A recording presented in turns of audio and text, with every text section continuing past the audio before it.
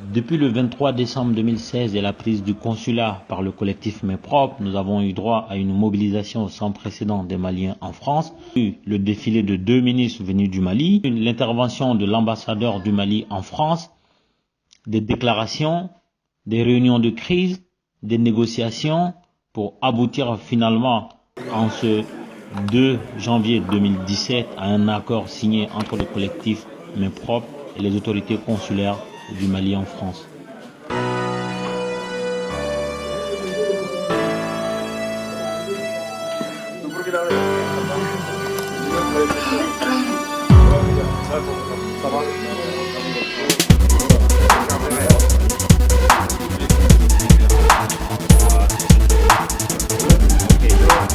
Bonjour monsieur le consul par intérim. Vous avez pris en main le dossier du collectif Main Propre, les négociations et Dieu faisant les choses, tout a abouti aujourd'hui. Qu'est-ce que vous pouvez dire comme conclusion de tout ce cheminement jusqu'à aujourd'hui?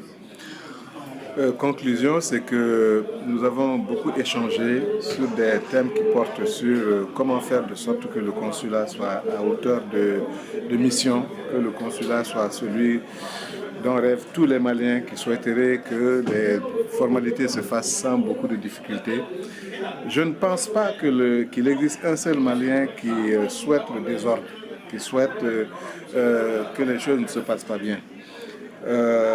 Il est évident que la forme pouvait poser problème, mais nous avons trouvé entre ses amis, entre ses frères, des patriotes, des Maliens avec lesquels nous avons échangé. Ils nous ont expliqué comment il faut faire pour que le consulat soit un lieu de soulagement pour la population, qui est la diaspora malienne qui est très forte et qui a des besoins en documents. Donc nous avons travaillé sans pression et dans un respect total. C'est ce qui m'a le plus impressionné. Nous étions vraiment avec des jeunes frères qui ont des idées très claires, qui n'ont jamais parlé d'autre chose que des points qui portent sur l'amélioration des conditions de travail du consulat.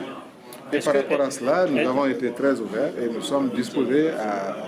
Est-ce qu'on peut dire qu'il y aura un avant 2 janvier 2017 et un après 2 janvier 2017 concernant le consulat? C'est notre souhait à tous. Ce n'est pas nous seulement, c'est le souhait des plus hautes autorités, c'est le souhait de la communauté, c'est le souhait de la diaspora. Je pense que c'est même le souhait de nos partenaires français.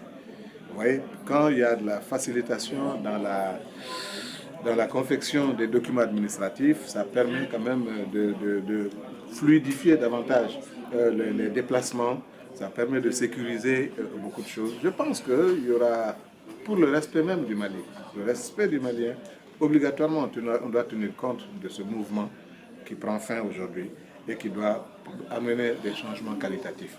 En tout cas, c'est l'engagement que nous prenons et nous irons dans ce sens-là. Et nous espérons avoir le soutien de tous pour qu'on puisse aller. Parce que je termine par cela. Le consulat, ce n'est pas seulement les agents consulaires, c'est aussi les usagers.